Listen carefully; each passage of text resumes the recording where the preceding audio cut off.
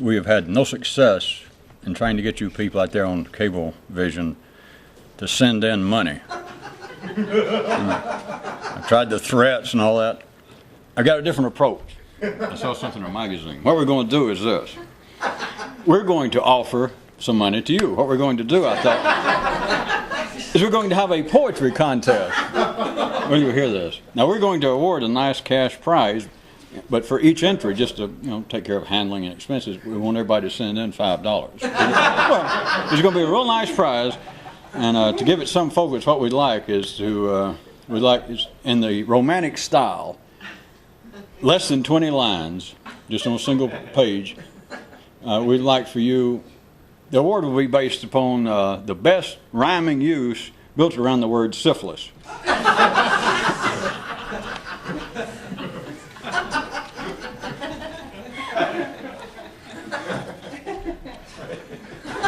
Before I start going through the Kyroots that people have requested that we try and make another comment on tonight, I want to pick up one from last time because it seems obvious from several comments that it was really a unfortunate written job because some people got it in fact backwards. I'm going to reread this one from last time. Kyroot and I have doctored it up. And Kyroot said, God, what teeny printing. Over in a small semi-discrete segment of this one reality, whenever the local prevailing triaxial force would, under threat of punishment, direct the creatures there to do something that they did not want to do, they would send out one of their own as a representative who would, sans any particular emotion, shrug and say to the force, do what you think's right. Now we go into tonight's that have just been read, as you people know. We don't have to do the disclaimer anymore. So we are working on tonight. Here we go. I'll read them and then see what we can do.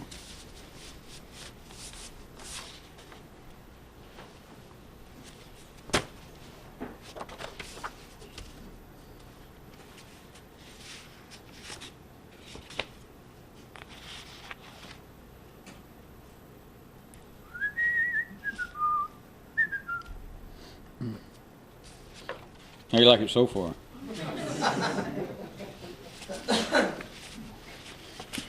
Well, the only reason there were a couple there that I already skipped because I know laying time to something else here, since there is sometimes, if you push it hard enough, if you tort it and torture them, you can make appear a certain kind of common thread running through all of the Kyroots of the night. That is, especially those of you who have advanced brain tumors, or just cerebral paresis. That's syphilis to you people in Alabama. It's already up here. But at any rate, for you people of that kind of, well, shall we say, malleable mind, we'll make it sound like all this is connected. Okay, and Kyroots said, this is one that was covered, was hit some last time that we were taping, and there are several tonight, having to do with the fact I think the progenitor, at least this week, of this kind of idea was from last time, those of you who have any memory whatsoever. Well, as Al Capone's family can tell you, it reaches a certain point and you forget things. I mean, simple things like, to do your taxes. Next thing you know, the damn government is down there just picky. But, at any rate, for those of you who have a decent memory, from last time there was a Kyroot that says, everybody suspects what's going on. There were several tonight that I suggest are flowering on the same vine. And here's one, and Kyroot said, everybody's in on the secret, but only a revolutionist cares to talk about it.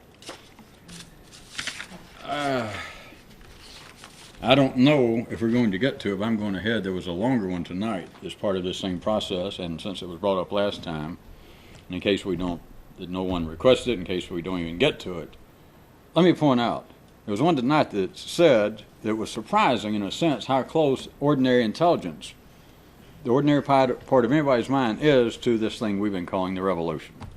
the neural revolution, that other people throughout history have been talking about, all kinds of mystical experiences, supernatural intelligence, all kinds. You've heard all the terms.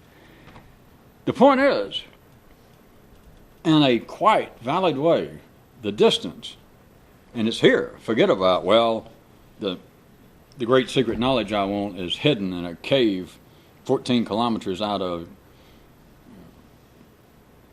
New Delhi. The distance is not there. The distance is in here. It's only the simplistic. It's only those that want to dance real fast and don't really want to dance anything new, who believe that there's anything secret to be known that's either space-wise, distance-wise, / in the past. I got to look through books and find it, or if it exists now, boy, it's a long way off. It's always like these people that are living in, no offense, but San Bernardino or San Francisco, and think, Jesus, if I could just save up and get to Kathmandu, I'm sure I could find secret knowledge. How about those poor people living over in that part of the world? Well, they think, if I can save my money and just get to Erie or Buffalo, I'll know the secret. Well, it's all a reflection, not laughing at the people, it's all a reflection of that there is some space from where you're thinking now. But the easy way, the natural way, it's not condemnable, and there's no need to excuse it. What is natural is just what we just had a little laugh about, or you did.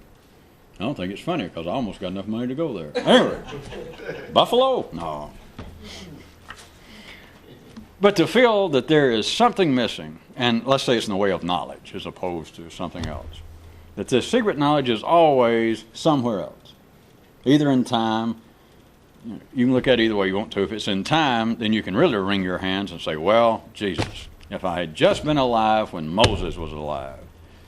Of course, you get really hip and sophisticated. You find a book by some guru or somebody, and it looks like, and they even got a photograph of him. So you figure, well, now this guy is more contemporary than Abraham or Moses, because you've never seen an actual photograph. Have you? At any rate, so you figure, and so you read the book and you think, God, this is great. And it's talking about things that happened recently that's in there, and you think, God, and you start looking, if I can find him, and somewhere on the back flap it says he died, and the date is like 2 years ago, and you think, Jesus. Anyway, that's if you're really hip, see? As opposed to stumbling across the works of Buddha and thinking, this is it. That's exactly what I've been looking for. And you check and you find, he died 2,500 years ago, and you think, well. But anyway, you realize there's a certain kind, we're back to, if you're an intellectual, if you want to get into the iron pumpers, I was trying to use as one example a few nights ago, whether you got it, the idea of no pain, no gain, or trying to pursue a secondary hobby and to buy a new Ferrari, no offense to the great Italian Marquis, but $170,000, and you go out there every night and look at it and think, Jesus, and you picture that the payments each month are 3 times what you make in a year, and you think, well, but it's like a feeling like, well, Jesus, am I enjoying this or not? I mean, anything that hurts that bad, pump, do. This is the same sort of thing, is to think, well, that is exactly what I wanted to know. I would have been Buddha's right-hand man. I mean, I would have done anything for that man after reading this. But isn't that my goddamn luck? The man died 2,500 years ago. All right, but see, if you're a hipper, you could laugh at that and then have the same attitude about somebody that you find just died 4 or 5 years ago before you found their book. And you could think, well, I'm getting closer. But you understand, it's all a kind of pain. That is, it's all a matter of, well, I missed it. It's like, well, I missed the payment, and you see them towing the Ferrari away.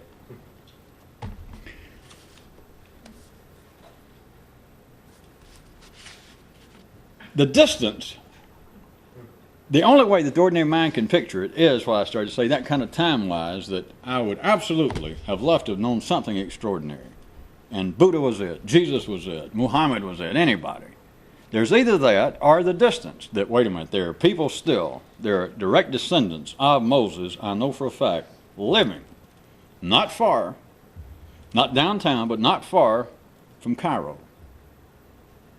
If I could just save up and get there, I know I could find them. See, that sounds contemporary. It's the same thing as 2,500 years ago, but it's still a matter that I am not there. and that was a little joke, if you want to call it that, and I'm not a comedian, is where do the people in Tibet? Where do they want to go?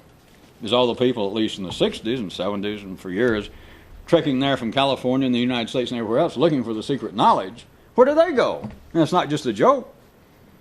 They got to go somewhere. If they're ordinary, and they're as ordinary, believe it or not, as everybody else. The distance, it is so, it's just life at work. I started to compliment life again, but hell, it never writes or sends me a kiss. So never offers, well, why should I keep bragging on it?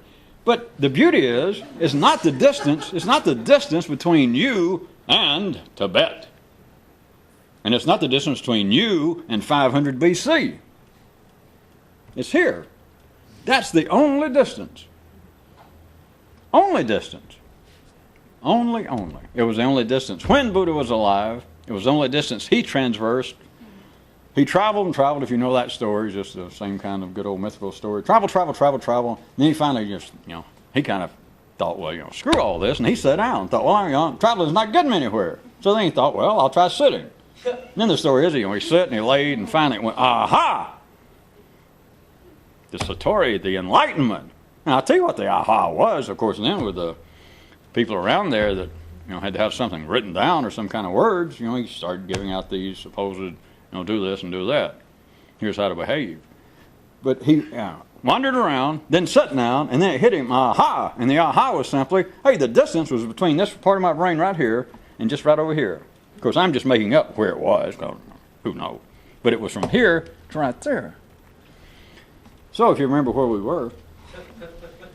were talking about life that everybody does suspect in a way. I'm just trying to show you that this kind of thing, this is not the world's greatest example.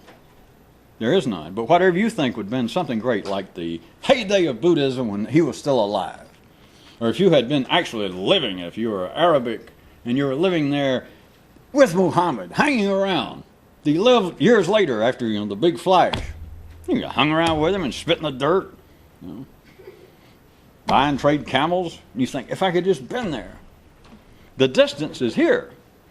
But people consider, what I'm trying to get you to see, they consider that, not just to use this, but if there is something extraordinary in life, it is either way off in the past, or else it is far away spatially, on the other side of the world, hard to get to. Then, if I even got them, if they would listen to all this, and they took it, all right, just as a joke, we'll consider that whole idea is symbolic. I'm talking to the people, some ordinary person, and say, all right, I hear what you're saying. You're saying it's a man's, his own understanding, his own consciousness, and you're saying that the travel is really not in time, not to try to get back 2,500 years ago, or it's not to try to get to Tibet, it's to try to get to a new place in your mind. And if I said, okay, you got me, would they be satisfied? No, because then they'd say, that's interesting. But my God, how long, you'd have to come back 4 or 5 lifetimes. I'm already 20 years old, 30 years old, 40. What do you have to do this? What kind of drugs? What kind of money do you have to pay somebody? What kind of excruciating rituals do you have to go through? It seems so far away, as it's supposed to. What I and Kyroots was trying to point out by some of this last time, and again, TN, tonight, is it's not that far away. How far can you be in your brain? I know you can say, well, boy, there's a lot of difference between somebody with maybe just a slight down-home tumor, not enough to, but somebody with a 4th grade education whose main aspiration in life is to be able to cross the street by themselves before they're 40. You can say, well, there's a great deal of difference in here between that kind of person and an atomic physicist. And you can say, boy, there's a long way, 20 years worth of education, plus other stuff. I ask you again, if you've never seen a brain, go get a picture of one in a book. Get a life-size one. It's not that one. It's in here. Now I think about it. It's in your, So get an idea. It's no bigger than your head. If we're going to play that, it's not bigger than a lunchbox. Got that? Then you can say, well, is it bigger than my head? No! So now you got an idea. All right? It's no bigger than this. There it is. So how far can, to take their kind of thinking about what intelligence is on the educational level, how far can it be inside of here? How far can it be from being a 6th grade dropout bricklayer to being an atomic physicist? Now, so you're the ones, I'm talking for ordinary intelligence, you're the ones that bought the story that this whole thing about going from here to Tibet is symbolic. That's in here. So you went, all right, I can accept that. And so, but then if I said, well, how far can it be from being a 6th grade dropout bricklayer to being an atomic physicist, then the ordinary intelligence would just fall apart. Not fall apart, it would begin to kick back and say, no, no, no. Then they would refuse to play the symbolic game anymore because they'd have to say, wait a minute, it's got to be a long way. I ask you again, the brain's not that big. How far can it be? The distance is not so great that life, as I said, it could be here, I can't quote it or I won't try, but it's that life will let people get up real close. That the distance between ordinary thinking and something out of the ordinary, the kind of thinking that I am suggesting to the kind of people that really enjoy this, the kind of thinking that is actually where you're trying to scratch, the kind of thinking that would do the scratching, is not that far away, and life will actually let people get right up, just right up to it. How else can you explain that it almost makes sense, or that ordinary people read something about people going, and they don't have to believe in guys living to be 400 years old or talk to the dead. If they just hear things about, well, there are people in monasteries, or people that eat very little, or people that whose mind is almost like some sort of extraordinary cosmic steel trout. Quite ordinary, sane, non-metaphysical people will listen to some of that and go, if you said, would you believe that such people have done things like that? And they would go, yeah, probably. They would probably want to discount any religious side and et cetera, which is not the point anyway. But they would say, yeah, it's possible. You follow what I'm saying? That the heart of it, not that, somebody's saying, Dan Quayle was all right until he was captured by UFOs. Not that, anybody can believe, discount that. But if you went into things about something extraordinary that people have done, here, quite sane, rational, scientific, logical people, if you don't, do a whole bunch of hocus pocus, they'll go, yeah, I believe that's possible. I just want you to see that the most cold-blooded, the most city, sang-fronged, will accept the fact that there is probably something out of the ordinary, that they do not teach at Harvard or Stanford, that there's probably something that you can do with this. So you see, they're not that far. Life will let people get right up to it. And the Kyroot went, I keep saying I'm not going to quote it, but it says, not only will it get right up to the edge, it wants them to. That is what being civilized is being right up at the line. And the ordinary intelligence takes it, or that ordinary part of the brain takes it as being even the starting line, like I am about to get somewhere. And of course, the ordinary people that comes out, I have been accepted by Harvard. And they feel like this is. Or maybe they've graduated and they've got accepted as doing their doctoral work under some great astronomer, if cosmology was their field. And they feel like this is it. It would be like some ordinary would-be metaphysical person, believing I have been accepted by some great guru in a cave over in Nepal. But this ordinary scientific person would believe that there is something possible, and I may be on the verge of it. This will set my mind free. I will do something extraordinary in life. Life lets people get that close, but no closer. If ordinary people, in a sense, this is not really the point, but if ordinary people, in a sense, sort of accidentally do go over that line, they do not become revolutionists. They become, the technical term in cosmology is, they become fruitcakes. It does not do an ordinary person any good. And they don't know why, and this is all their, it's the systemic anomalies. They're of no great importance. But even they, when it's happened and they come back in some moment of ordinary walking around lucidity, people have written books, kind of apologies for themselves that they tried to do something greater. They took drugs, is one of the more common ways. Tried to torture themselves to send their mind off on some trip, and they kind of overdid it, or they got in with the wrong crowd and didn't do the right combination of drugs. And after 30 years of shock treatment and stuff, they come out of it enough. They write a book saying, I was really interested in this, but I got off on the wrong track. And they're back. And then they're back to being Woody Woodpecker or somebody. That's, as I said, that is not the point, and it's of no great significance, but I want you to see that in a sense, and this is not it, you can't compare it, it's what makes it still interesting, but life lets people, just ordinary people, get right up to the line. And one of the Kyroots tonight, the one I keep referring to, even pointed out that part of the proper jobs of such things, and I just used the obvious, or Kyroot did the obvious example, of religion, sports, politics, the arts, and it's really just the secondary world. I just picked out examples, or he did, to try to get your mind going, that part of their responsibility, in a sense, is, although life will let you get right to the line, and in fact wants you to, that is, in fact, the cutting edge at any particular time of ordinary civilization. The people out there apparently running the world, the scientists, the politicians, the religious leaders. It's all a relative thing, it's a mix. But they are, in a sense, right up to the line. The more that they seem to be running the city of life, secondary world, it's all relative, I repeat, it's not that important, but the closer they are, really up to the line, the closer they are, in a sense, to the revolution. It's meaningless, but the closer they are.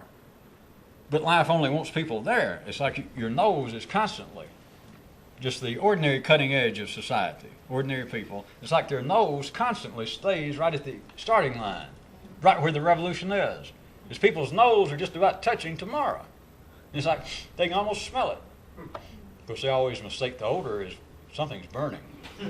Well, that's why everybody thinks, tomorrow can't be all that great. I smell doom. But at any rate, it's their nose stays just right here.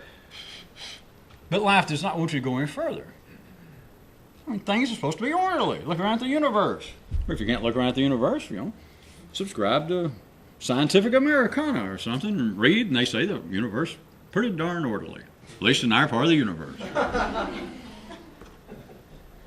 At any rate, it wants people right up to the edge, right up to where they feel like we're at the starting line of something perhaps extraordinary. Ordinary people, of course, would think, relative to probably, most likely, their own field, that we are on the verge of a whole new era in cosmology, in subatomic physics, in the arts, in politics. But life does not want you over the line. And part of the job of what seems to be the discrete, separate entities in civilization, arts, sports, all forms of hobby, part of it is to keep man, in a sense, distracted. That if you get too close to that, something will go on and it'll get you to look off. And the Kyroot ended up pointing out what should be obvious to some of you, but now the distraction to keep you looking off and away from the great revolutionist pale line. Beyond this pale thou shalt not, etc. Check your Old English history, at any rate. It's to keep man distracted enough that he keeps looking off. Now, he thinks he's looking off at sports or politics or the world economic situation, but he mainly looks back. Because he gets up this close, and it's like something happens, and it's like the ordinary hobbies of life, is sports, trying to get his own fiscal affairs in order, trying to get ahead in life, whatever it is, but the ordinary things, it's like he gets too close, individually and collectively. It's like he gets too close, and there's always something going on. Ooh. Like you hear the TV in the next room. Are the Lakers? Who is that? Is Yo-Yo Ma playing tonight? Well, he's not playing the Lakers. It's always something that sort of distracts you, and it's not just laterally. If you're following my spatial stage, it can seem to be, because it seems to be contemporaneous with a person beginning to have strange ideas. The man's sitting around, let's say it's somebody, I don't know, he got overheated, has even a nascent tumor. Well, just the threat of a tumor, and he's sitting around, and he's interested in sports, and he begins to suddenly have, God forbid, some kind of metaphysical thoughts about sports, what sports might represent, how sports might be the kind of reflection to the normal expansion of life. And he gets too close, and what will happen? He will indeed hear the TV set get loud. He'll go, ooh, is the game on? Do you follow? Even I like that example. He's beginning to have dreams of the metaphorical, symbolic significance of sports, and suddenly, sports itself distracts him. Oh! But it mainly, not just laterally in another room, but the distractions that life provides is mainly to make man look away. And look away mainly back. With OOT. Out of our minds. No, that'd be, we're out of time. So do not forget, no more than 20 lines, please. And do not forget, just it's handling and all, and there'll be a real nice prize. We hadn't settled them out. That we'll be paying to the winner, we select, but along just to handle, pay off the expense, be sure and send in $5. Cash is preferable. With your poetry submission.